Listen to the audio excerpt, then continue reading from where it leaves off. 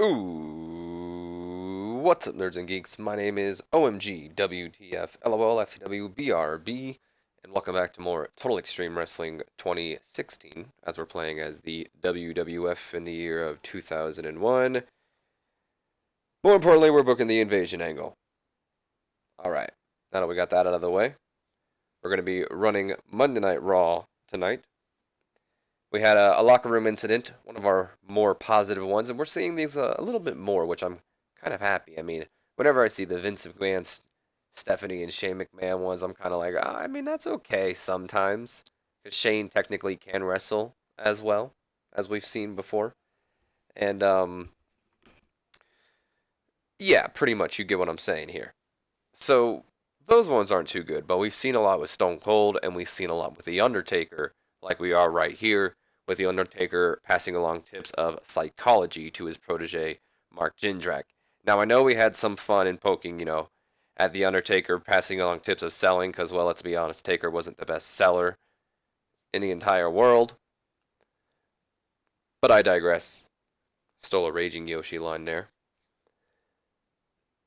He was always in my opinion, he was always a great storyteller and he had great psychology in the ring. So that is a very, very helpful tip. Don't know where I'm going. Just pretty much saying that's a great positive. Very, very good for Mark Jindrak there, getting that passed along to him. Either way, let's go ahead and run the show. Nothing else really to say. We'll have a couple pre-show matches. We have one pre-show match that gets a C+. It's a pre-show bout that had decent wrestling, not much weight and heat. The team of Dean Malenko and Perry Saturn defeating Rey Mysterio Jr., the Cruiserweight Champion, and Chavo Guerrero Jr., who is currently not on any brand, kind of like Kurt Angle is right now. But this is the pre-show, so it doesn't matter. And also because Billy Kidman and Rey Mysterio have zero chemistry as tag team partners, as we figured out on Sunday Night Heat that was uploaded before this was, so couldn't really do that. But either way, in 7 minutes and 42 seconds, when Dean Malenko defeated Chavo Guerrero Jr. with the Texas Cloverleaf, Chavo was the weak link, struggling to keep up with everyone else's in-ring performance. That's not surprising. The color commentary gave the match a boost. Chavo, we are building up to a face turn, because remember, he was kind of humiliated by Shane, so of course that would build to him turning on WCW, you would presume, or spoiler report, that's what it's going to lead to. And he's going to be turning face. By the way, we're in Connecticut. Remember that. I made that a positive. I made sure we were in Connecticut. I even chose to opt into one of these other arenas to show that I'm in Connecticut instead of picking the generic venue like the game always makes me pick when I just do assigned venue or auto venue, whatever. Either way, Chavo wasn't that far behind. It makes it seem like he had like a E or D or some shit. Chavo was at a C minus compared to Rey Mysterio, who has a C plus, and Perry Saturn at a C plus. Surprisingly, here, nerds and geeks, Dean Malenko B minus. Mwah. There you go, Dean Malenko. Perry Saturn's also improving in technical and performance. Look at Perry; he's just happy to get a victory. Also, we're not turning him right now. We could change his gimmick, which I believe that's what it's telling me to do, but his gimmick is just going to be a babyface gimmick, and we're not turning him yet, so there's no point. Um, yes. So then we go to developmental call up real quick. Not a real developmental call up, just like I used her in a segment on the main show, so I figured why not also get her in the ring, because I don't believe um, the developmental people use the women. I believe they're all like managers down there. Either way, though, it gets a D minus, which is kind of impressive considering Trish carried this match. Let's just be honest. Why won't I let? Oh my! I don't understand. Did I not book the Turner yet? Is that why? Should we go back? Should we alter reality? Why the hell not? It was only that one match. Yeah, yeah, yeah. Oh boy, oh boy, oh boy. Where are you? No, we have not. That is why. Okay. Okay, so this did about the same. Everyone around the same rating. Dean Malenko still at that B minus. Perry Saturn all improvement. Yes, still good. This did really bad now. It went from being a D. Okay, whatever. That it doesn't matter. Like I said, I wasn't expecting much out of this match because the developmental people don't really use them, which I'm gonna try to fix that somehow. Anyway, in an abysmal pre-show match, Trish Stratus defeating Tracy Brooks by pinfall with the Stratus faction. And ignore this. It doesn't really matter. This is just my way of easily turning Trish because I should have done it before, and I didn't. And it sucked. But that's okay. It'll work out in the end. Next segment. And then we go to our pre-show main event, which does a rating it should not have done, but it did anyway. Freaking Hugh Morris and Regal, you're welcome. Either way, it gets a B rating. This is definitely going to be like, oh, hell yeah, the crowd is definitely warmed up now. Then again, The Undertaker was in this, so I understand why. In a pre-show bout that had good wrestling and decent reaction from the crowd, Team WWF, Chris Jericho, Big Show, and the Brothers of Destruction defeating Booker T, or excuse me, Team WCW, the WCW World Champion Booker T, Lord Steven Regal, the Commissioner of SmackDown, Kanyon, and Hugh Morris when Kane defeated Hugh Morris by chokeslam. So Undertaker looked good out there. I'm pronouncing a lot of words weird today. I've noticed that. I hope you guys do too, or else you guys are just going to think I'm... Anyway, Kane had an in-ring performance of an A. Taker, A star. Big Show, B+. Jericho, B+. Regal, B-, very good. Hugh Morris, C, so not surprising. Kanyon, B-, wow, keeping up there. Booker T, A. This was a good match. This should have been on the show, but it was literally just none of you are on really the card. Well, some of you are on the card in segments, but none of you are wrestling tonight. Why not just throw you in there for a fun little match? Booker T's improving in performance, Regal's improving in performance, and Big Show is improving in performance. Now we move on to the start of the show. I feel like that pre-show took a long time. Yeah, it kind of did. But we make up for it with an A rating to start off the show. Monday Night Raw opens up with The Rock making his way towards the ring. Once in the ring, he does his catchphrase. He says, finally, The Rock has come back to, I think we're in Hartford, Connecticut. I think that's what it said. We're in Connecticut. Remember that.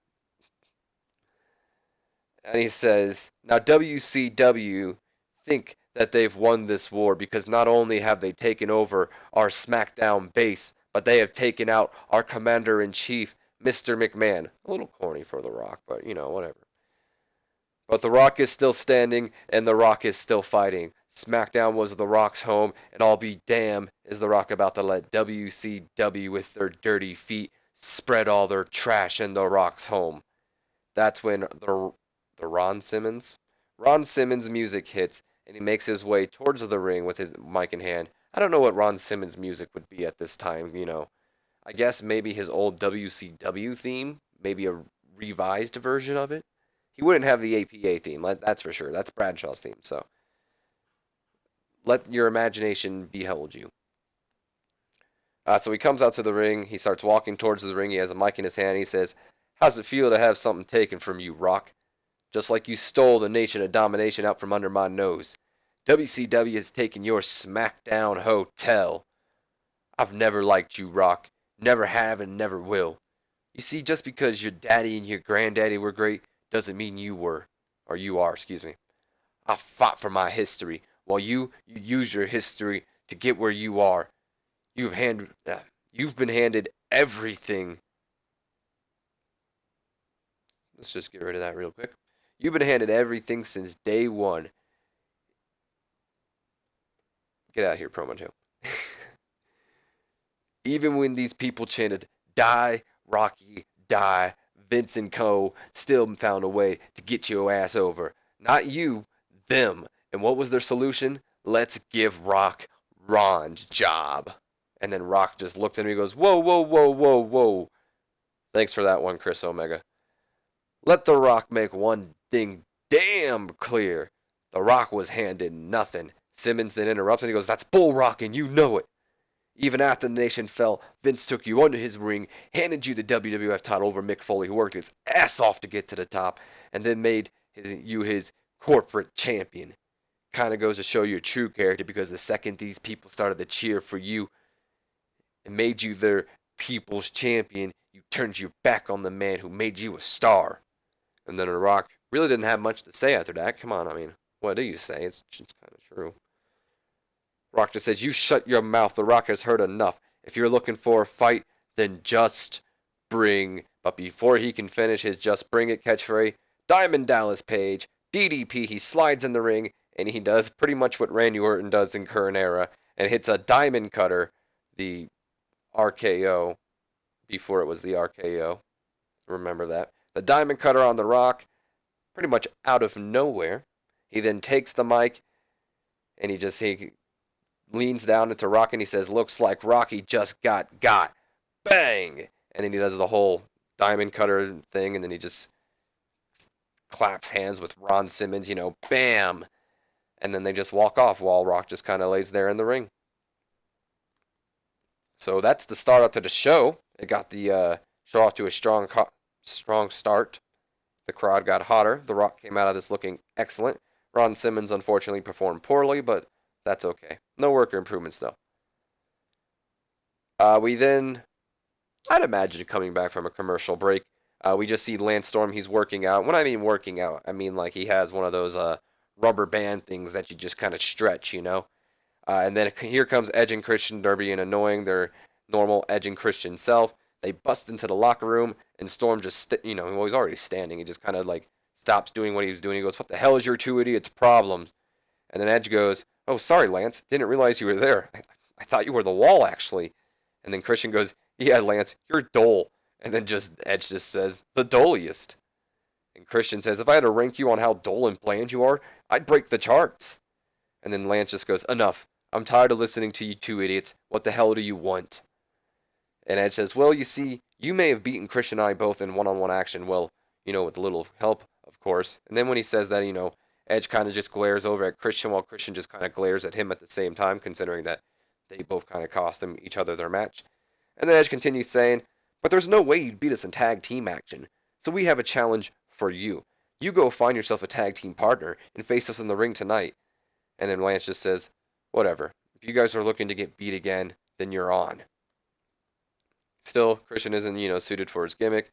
Lost this rivalry some heat. I'd imagine the commercial coming after this, because then we go into, Lance Storm introducing his partner. And it doesn't make sense because, well, that's not, enough time. So Christian is learning to show more charisma, so that's a positive. We then go into our next segment, back from our commercial, like I typed in, so I knew I was right. And Edge and Christian, they're already in the ring. They're waiting for Lance Storm to come out when they both take the mic. And Edge says, "What do you think Storm is, Christian? Do you think we scared him off?" Christian replies, "Well, we must have, Edge. I mean, Lance Storm says he's a fighter who doesn't back down from a challenge, but I guess when it comes to tag team action, he's nowhere to be found. Edge, he could have a hard time finding a tag team partner. I mean, we didn't give him a whole lot of time." And Edge says, "That's true, Christian, but I don't think time would matter. We could give Lance Storm the entire night to find someone, and I doubt he would have. I mean, who wants to team with someone that's less entertaining than watching paint dry?" That's when Lance Storm's music finally hits. He stands at the entryway and he says, "Do you two ever stop acting like idiots? Now I apologize." The hell? Oh, never mind. I know what I was trying to say, but that was the Wayne. "I apologize for the wait, and I admittedly had to rush to find a partner, but I told you two you both regret it. And after seeing my partner, I'm sure you will." And obviously, if you see who his partner is, I mean, I couldn't finish it, but that's when Chris Benoit's music hits, and out comes Benoit and Ric Flair, and it's revealed that Lance Storm's tag team partner is fellow Canadian and WCW United States and WWF Intercontinental Champion Chris Benoit.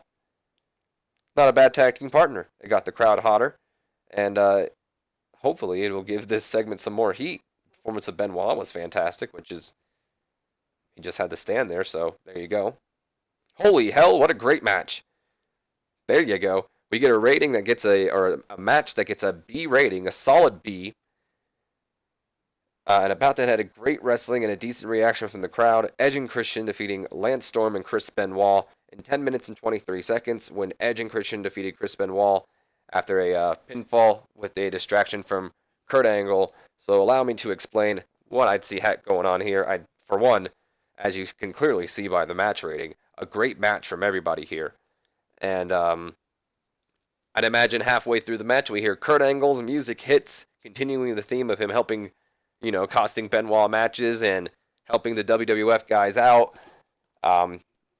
His music hits. He starts making his way down to the ring. Benoit starts, just looking at him and saying, "Come on, whatever."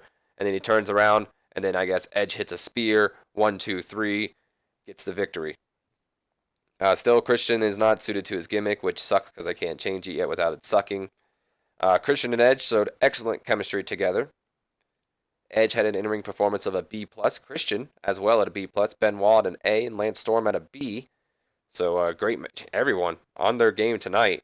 And both the Benoit Angle storyline and Lance Storm, Christian, and Edge storyline had gained heat, which very happy to see that because that Edge, Christian, and Lance Storm story needed some heat. Moving on to our next segment, we go to a C+ in Kurt Angle. He slides into the ring with Edge and Christian after their win. Fuck you.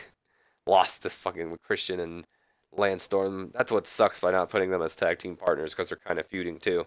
Kurt Angle slides into the ring. He's with Edge and Christian. He starts celebrating, raises their hands and everything. And Edge and Christian they both look at each other and they realize, oh boy, this is Kurt. This is going to suck. Because remember, Kurt and Edge, Christian, they were all friends.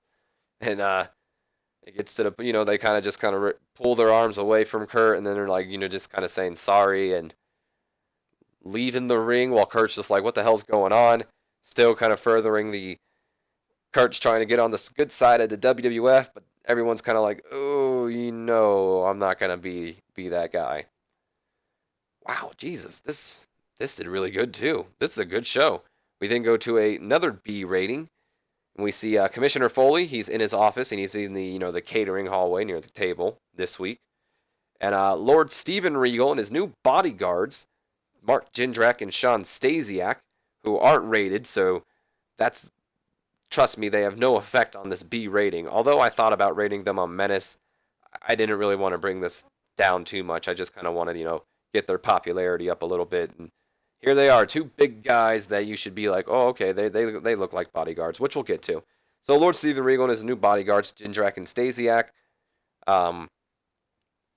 they walk in, and then Regal says, "Oh, I love what you've done with the place, Mick." Kind of poking fun that he's in a, catering hallway where he can just easily get food. And then Foley goes, "Oh, God, what is it that you want, Regal?" And then Regal says, "No need to get angry, Mick. I'm not here for a fight." And then Foley replies, "Well, you could have fooled me with these two stooges hanging around." And then, Regal, he kind of holds them back because they're, a little insulted that he called him stooge. And he says, "Easy now, boys. Mick, allow me to introduce you to my two bodyguards. The second generation star, Sean Stasiak, and this is the evolution of a superstar, Mark Jindrak. And they are here to make sure you don't overstep your boundaries. So if you play things cool, you have nothing to worry about." "What do you want, Regal?" "I want to have a friendly competition. You can pick two superstars to face my two bodyguards in action tonight. I want to test them." Then Foley just smiles and he says, "All right, you're on." And then the two shake hands, and we have ourselves a friendly competition as Regal wants to test his two new bodyguards tonight. Also a way to kind of introduce them to the crowd. So nothing too special. Did advance the storyline, but didn't give it any heat or lose it any heat. How did that lose heat? What was this on? Whatever. I'm not mad if that lost it a heat, at a B-. Anyway, we come back from a commercial break and we see Stacy Keibler alongside the Natural Born Thrillers in the middle of the ring. Stacy takes the mic and she clears her throat. By the way, this got a B- if you can't see clearly. And Stacy says, "Trish, Test, Albert, get out here. We're calling you three out right now." And after a few seconds pass, TNA's music hits and they make their way to the entryway. And Trish says, "What do you want, Stacy?" And Stacy says, "Trish, you need to learn to keep a leash on your boys because last week they cost my guys the WWF Tag Team Championships." Oh, you mean kind of like how your guys cost the or cost my guys the WWF championships a few weeks back. You three got what you deserved. And Stacy says, "Fine, you want to make a feud out of this? That's fine. How about tonight, if you're so foolish to answer, how about tonight you send one of your boys to face one of mine right now in one-on-one action?" And then Trish just says, "Fine, you're on. Albert, go show her what we're made of." So a pretty basic segment, but I kind of want to feature both Stacy and Trish as what I should have been doing this whole time instead of using Test. But Test was kind of, being respectful to Taker, so that's why I used him. Either way, Stacy and Trish are kind of going to be the voices of this feud here. It did lose at heat, but like I said, and also I think since we turned Trish to a face, her gimmick is no longer suited unless it always was. Either way, B minus isn't bad, and that leads us into our next match, which gets a C plus in a decent match. Chuck Palumbo defeating Albert by submission with torture rack. Jeez, he made him tap out. I didn't. Wow, good for you. It also had some interference from Stacy, so you think they would, whatever. I guess that's Albert got distracted by Stacy, which allowed Chuck Palumbo to lift him up for the torture rack. Either way, Albert seemed off his game, unfortunately, but Trish and Stacy did good work, or no, it clearly says some good work at ringside, so let's be there. Of course, there was not a lot of psychology, so the match drifted a little bit. And, announcing in color did it. Trish still not suited for his gimmick. Both Chuck and Albert had an in-ring performance of a C, and still lost the tag team storyline some heat, which still, whatever. We then go to a B plus rating. We're backstage with The Rock, who has a mic, and he's still fuming from earlier. And he says, "Diamond Dallas Page, you got me. The Rock will give you that. You caught me off guard." I wish I would have brought a drink in here. My mouth is parched. "You caught me off guard. Despite The Rock whooping your ass at SummerSlam, you still won't give up this petty fight. You see, The Rock thought this was over and was ready to move on, but I guess DDP still wants to fight. Well, I'll tell you what, DDP, if you still want to fight, then let's fight. Why don't you go find the big crybaby Ron Simmons, and why don't you two meet The Rock in the ring, and The Rock will bring some backup." And that's when Bradshaw kind of just walked into the shot, and Rock just looks in the camera and says, "And we'll lay the smackdown on both your candy asses." And I imagine he smacks Bradshaw's chest, and he just says, "Let's go," or something. So Rock looked excellent, and it gained storyline heat for both the Rock DDP feud and Ron Simmons Bradshaw feud. Bradshaw's developing better performance skills as well, so that's awesome. We move to our next segment, which sees a B minus. And we see Kurt Angle. He's walking in the parking lot while Cole attempts to catch up to him, and he says, "Kurt, hey Kurt, wait up." And Kurt turns around and he says, "What, Michael Cole? Can't you see I've got somewhere to be?" And then Cole says, "Kurt, I was just wondering where you were going. The show's not over." And Kurt says, "Well, I figured it'd be obvious. After Foley, Jericho, Rock, even my own Fred, Edge, and Christian abandoned me after I messed up. So I'm going to the one place I can fix this. I'm going to Mr. McMahon's house. And remember, we're in Connecticut. That's why." So that gets a B minus. Kurt was not unscripted like he usually likes to be here, but that's because I don't trust Michael Cole to go unscripted. Either way, we go to a B minus. Oh, that's a shame. It lost that storyline some heat. We're back from our commercial, and we would see Lord Steven Regal. He's alongside Mark Jindrak and Sean Stasiak. Obviously, I messed up on that. And he's standing in the ring, and he's waiting for Mick Foley to, accept his challenge. Mick Foley's music hits, and he comes out with a mic, and he says, "Let's see if I can do this with my mouth being so parched and all that. Now, I've had time to think since you presented this challenge to me, and I take every opportunity I can to prove that the WWF is better than WCW in every way, so there is no way I was backing down from this challenge. Plus, it'd be a nice bonus embarrassing you and your two stooges since you confidently came in my office and challenged me earlier. So without further ado, allow me to introduce your two opponents." And then I'd imagine him saying stuff like, I didn't really remember how many times they held the tag team championships at this time, and I didn't really care to look. But I'd imagine him going like, "The so-and-so amount of tag team champions, and one of the toughest teams that I know, Bubba Ray and Devon Dudley, the Dudley Boys." And then their music hits, and we have our match, the Dudley Boys versus Mark Jindrak and Sean Stasiak. And the match gets a B minus. Not too bad. Not too bad. B minus, then a bout that had decent wrestling but didn't have much weight and heat. The surprise win of Mark Jindrak and Sean Stasiak defeating the Dudley Boys when Mark Jindrak defeated Devon Dudley with the Mark of Perfection. I did put Regal as the managers of both of these. It just makes sense that they're going to be his bodyguard. Unfortunately, Mark Jindrak was off his game, so I'd imagine Bubba and Devon carried this match, and we can see clearly in the in-ring performance section that they did. But they showed excellent chemistry teaming together.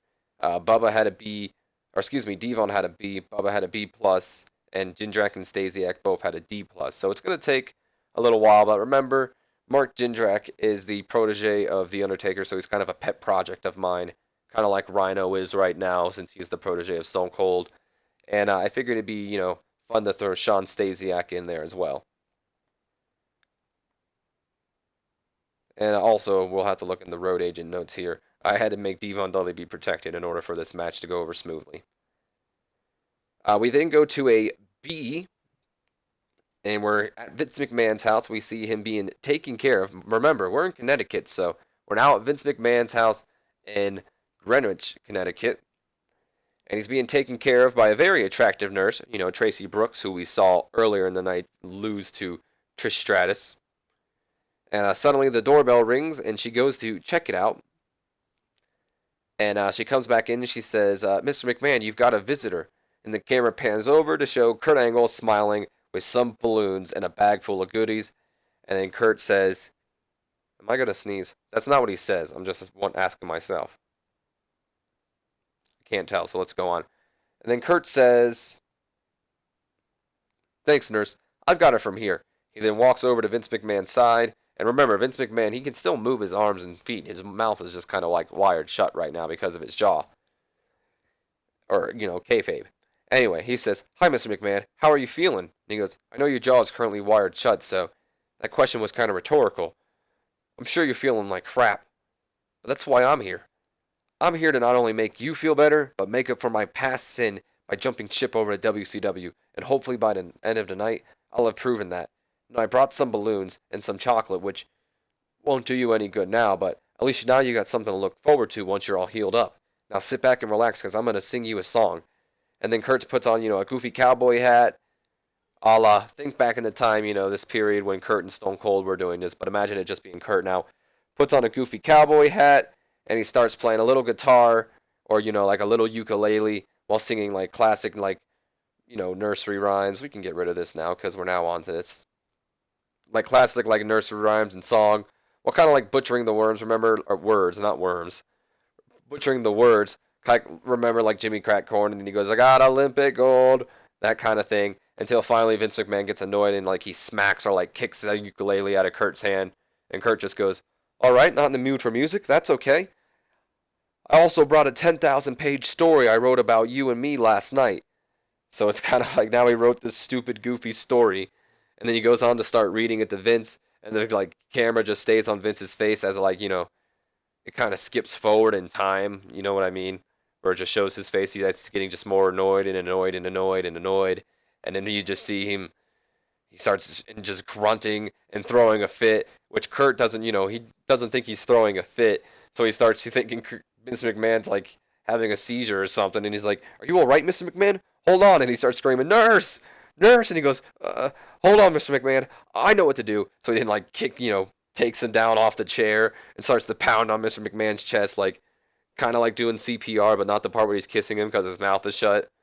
And he's thinking he's having problems breathing and all that. And the nurse runs in and he sees what he's doing. So she doesn't really think he's helping. So she starts, she's just all like, starts calling for security. When security runs in, they grab Kurt and Kurt's still trying to, no, I was trying to help. And then they throw Kurt out and Kurt's like all bummed and just kind of like gets back in his goofy little moped or whatever the hell he was driving. And something goofy just driving off. So they got a solid B, not too bad. Kurt Angle clearly enjoyed having freedom going off script, but I let him. Of course, they were both rated on acting. Tracy Brooks was rated on sex appeal. She somehow still performed dreadful, but out of all the developmental stars, I was like, she's probably the one. So she still looked dreadful. Kurt Angle came across well. I like this segment a lot. It kind of reminds me of like the Mick Foley times and all that. It's funny. It's good times. So we then go to our match, and we go to a solid B rating. In a good match, in a good match, whatever. In a good match, that's so bland. In a good match, Ron Simmons and Diamond Dallas Page defeating The Rock and Bradshaw when Ron Simmons defeated Bradshaw with the Dominator. And it got a solid B. In terms of ring work, The Rock was head and shoulders above everybody else. And he was off his game. That's hilarious. He was off his game, still managed to get an A star. Bradshaw had a B minus, DDP had a B, and Ron Simmons had a C plus. And it gained heat for the DDP Rock storyline, and Ron Simmons and Bradshaw just kind of stayed there. Not a bad match. We then go to just a B minus. This is nothing special at all. It's just Triple H walking towards the ring before commercial break. And then we go to an A star. Wow, an A star. Rhino. Even Rhino was rated in this too. He was rated on like overness or something. I mean, guaranteed Triple H and Stone Cold carried this, but still, Rhino was in an A star segment. So we're back from commercial. Triple H's music hits and he makes his way to the ring. Once in the ring, he takes the mic and he says, "Austin, Rhino, I'm sick of being made a fool of, and I will not stand for it anymore." This is not a good Triple H. That was horrible. It started off good, but that was really bad. So let's try this again. "Rhino, I warned you. I told you that if you get in my way, that I'd end you, and I'd keep my promise. So get your ass out here and come face me in the ring so I can end you once and for all." So Stone Cold Steve Austin's music hits, and out comes Austin, out comes Rhino together, and Austin takes the mic and he says, "Hunter, I know you're sick of being made a fool of, but it's just so easy and funny. Now all the fun and games aside, you want Rhino? Are you sure you want Rhino? Because I don't think you understand what you're asking for. My protege is a man beast." Triple H then replies, "I don't give a damn what your protege is, Austin. Rhino, get your ass down here and let's finish this." And then Austin, Rhino starts whispering something in Austin's ear, and Austin just goes, "Are you sure?" "Well, all right." Rhino says he accepts. Says he's going to shut you up once and for all. And I, for one, can't wait to watch, so I think I'll just join commentary for this. And he starts walking to the commentary table while I guess maybe Rhino's music hits or his music hits. And they make their way down to the ring as Austin's going to the commentary table while Rhino's going to the ring. And yeah, everyone was really great here. Stephanie and Triple H with their chemistry. Oh no, never mind. I thought Jim Ross and Jerry Lawler did great, but it was pretty weak. But that's just because Austin and Triple H are great, I guess. Or at least Austin. Triple H was fantastic and Austin was fantastic, so they both were. By the way, moving on, we go to our...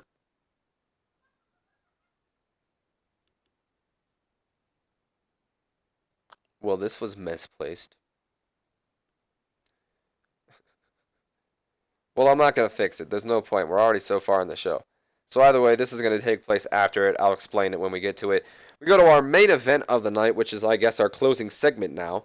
And it gets a B rating. And about that had great wrestling and good heat. Triple H defeating Rhino when Rhino was disqualified after Austin ran in and attacked Triple H. So originally what I wanted to do here is I wanted to have Rhino go over. I really did. But Triple H was not having it, and I didn't want to make him mad. Even when I tried to keep him strong and protect him, it wasn't working. So I was like, whatever. I'll just, I'll maneuver it around, and I'll have like Triple H looking like he's about to win or something, and then Austin runs in and attacks him, which leads to the disqualification, and then it would lead to after the match, which was that B minus, which I guess in the end of the day, kind of happy it didn't end the show considering this was a B and that was a B minus, but it just leads to like Rhino and Stone Cold stomping down on Triple H, leaving him laying in the ring to end off the show. I mean, maybe he even gets hit with the gourd to end the show off, or Austin hits a stunner on him and then he stands up, and then before he falls down, Rhino hits the gore, something like that. Either way, Triple H had an in-ring performance of an A. Rhino had a B, and it lost the heat for the Stone Cold Triple H segment, but what can you do? Austin was on commentary for this, and I've also made Deborah Rhino's manager. So I think what we'll have is like Deborah manage Rhino while Stone Cold always joins the commentary table to kind of like, scout his protege to, give him tips and all that. Rhino's got good charisma, star quality. Yeah, he's doing pretty good for himself. Either way, let's end the show. We get a solid B plus. Unfortunately, Sean Stasiak was used too much, and it did increase our popularity in 9 regions, so that's a positive. Laz. Oh, it's a gay character. I read that. Decisions. Oh boy, that's probably something negative. Anyway, let's move on. Oh, whoa, dude, 0-1 fired a bunch of people. What the hell's going on for 0-1? I got a lot of check first, but I'm really curious here. I know we're running on time, so thank you all for watching. My name's been OMG WTF LOL. Hope you guys have enjoyed. If you have, do me a favor, leave me a comment, like, and subscribe if you have not already. And I will see you guys for Friday Night SmackDown, which hopefully I'll get up today. If not, hopefully I'll get up Sunday. I have a bunch of days off, so I'll have enough time. Either way, if you want to join me for some extra fun, keep watching because I want to see what's happening with 0-1, and we also got to check that stuff out. So you might get a little bit of a spoiler report. So what the hell's going on here? They got a lot of momentum. Why are they firing so many people? Can they just not afford it? But they got George the Animal Steel. I'm so confused. They just like fired a bunch of people. They're part of the National Wrestling Alliance. That's pretty cool. So anyway, let's go back to here. They fired, oh, I'm not even going to try to pronounce some of these names. They fired Steve Corino. So he's unemployed right now. It was an attempt to reduce their bloated roster, so I guess. Yeah, so they're reducing a lot of their talents, I guess. Marufuji, that's going to be a mistake, guys. He's going to be a star. I'm just predicting it. And Samoa Joe, big mistake, guys. So what do we have here? Samoa Joe was released. Is he currently working for anybody now? Oh, UPW. So he was released. Stevie Richards is now rated as toned. Didn't I fire you? I could have swore I fired you. Booker T. Mark Jindrak is going to be a star, in my opinion. The kid's worth pushing hard. That's why he's the Undertaker's protege, or yeah, protege. And then Heat was shown, so there you go. So maybe, wait a second, let me check. I'm pretty sure I fired him, so maybe I just didn't delete everything. Or delete everything? Delete. Yeah, I did fire him. Get out of here, Dave Taylor. What do we have? Incident involving Triple H. Probably steroids. Yep, Triple H is dynamite steroids. Fine. Okay. Oh. Oh wait, no, we knew about that. By the way, I thought I was spoiled something. These are the 2 or 3 people I have chosen to become the 3 head leaders of my developmental brand. So we can find, where the hell is it? Am I missing it? Child companies. It's not developmental. That's right. So I'll probably send like Ricky Steamboat to OVW, Harley Race to NWA Wildside, and Ricky Steamboat, or excuse me, Terry Funk to HWA. And we'll do it that way. Either way, though, that's going to be the end of this episode. Like I already did the whole spiel, so see you guys for SmackDown. So have a good one.